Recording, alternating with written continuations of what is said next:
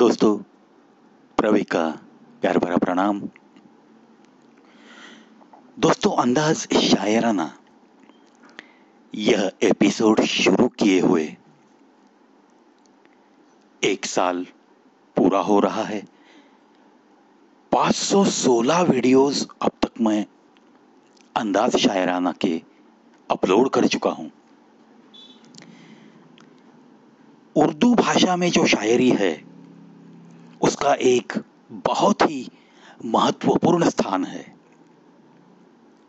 सैकड़ों सालों से शायर और उनकी शायरी हमारे भारत देश में दरबारों और बुद्धिजीवियों की बैठकों में एक स्थान ग्रहण चुकी है। शायरी का अंदाज होता ही है बड़ा ही निराला। आजकल तो देखो, भारतीय जनमानस के हृदय में ये शायरी इतनी गहरी बैठ चुकी है कि बच्चा बच्चा भी आजकल इसके नाम व शायरों के नाम से परिचित है। उदाहरण के तौर पे मिर्जा गालिब जी का नाम, जफर जी का नाम, जिगर मुरादाबादी, नजीर साहब, फिराक साहब है, साहिर साहब है, शकील बदायूनी जी है। सैकड़ों शायरों ने शायरी को इतना सजाया संवारा है कि उर्दू शायरी ने अपनी चमक से इस पूरे विश्व को ही चकाचौंध कर रखा है। कुछ लोग हैं आज भी इस उर्दू भाषा को विदेशी भाषा कहते हैं, कुछ बिना वजह नफरत करते हैं। मैं तो कहता हूं, भाषा चाहे कोई भी हो, उसकी किसी को भी नफरत नहीं करनी चाहिए। उर्दू तो वास्तविकता में एक मीठी और सुसंस्कृत भाषा है और अपने भारत देश में ये उर्दू भाषा तो सैकड़ों सालों से बोली और समझी जाती है। क्या इसके कोई प्रमाण देने की जरूरत है?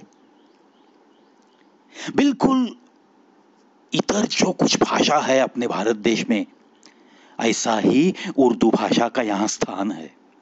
शायरी करना, लिखना, बोलना कोई आसान काम नहीं है, पता है मुझे। इसीलिए तो मैं कुछ शायरी बताने के बाद उसका जो कुछ भी छिपा छिपा सा या ऊपर ही दिखता हुआ कोई अर्थ है तो वो अर्थ बताने की मैं कोशिश करता हूं, क्योंकि आखिर ये शायरी करना, लिखना, बोलना ये सारी कुदरती देन है और ये हर किसी के भाग्य में नहीं लिखी होती। यही नहीं, शायरी को समझना भी अपने आप में किसी कला से कोई कम नहीं है।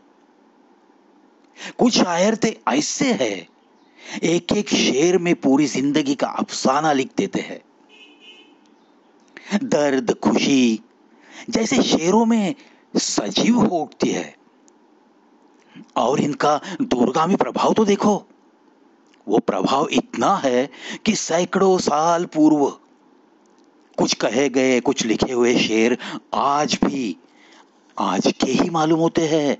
बिल्कुल आज के दौर में किसी ने लिख के रखा है, ऐसा ही लगता है।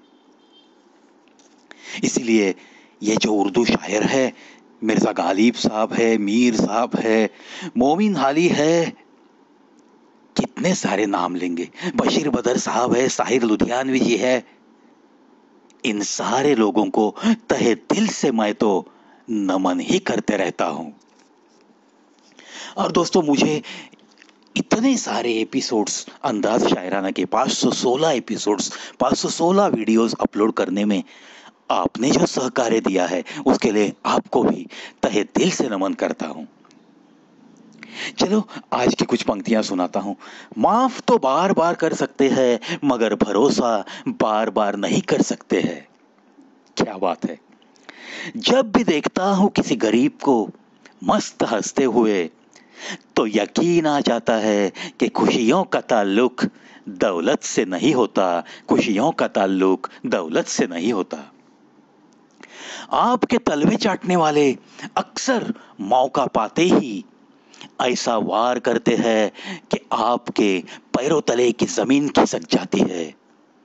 क्या बात है दोस्तों, ये पंक्तियां बहुत बहुत ध्यान से सुनिए और अपने जहन में रख के ही अपनी जिंदगी की राह पे चलते रहिए। सुनाता हूं फिर एक बार। आपके तलवे चाटने वाले अक्सर मौका पाते ही ऐसा वार करते हैं कि आपके पैरों तले की जमीन खिसक जाती है, जमीन खिसक जाती है। तो हमें बस संभल के रहना है। जो कुछ लोग मुंह पे मीठी मीठी सी बात करते हैं उनसे थोड़ा संभल के रहना ही अच्छा होता है। जब वक्त करवट लेता है ना दोस्तों, तो बाजियां नहीं, जिंदगियां पलट जाती है, जिंदगियां पलट जाती है। इसीलिए दोस्तों चलो वक्त का सम्मान करते हुए अपनी मस्त जिंदगी जीने की कोशिश में जुटे रहते हैं। जितनी सारी शायरी इन उर्दू शायरों ने लिख रखी है, जिसका मजा आज तक हम सैकड़ों सालों से उठाते आए हैं, उनको फिर एक बार नमन करके आज के अंदाज शायराना एपिसोड से अलविदा कहता है ये प्रवीण।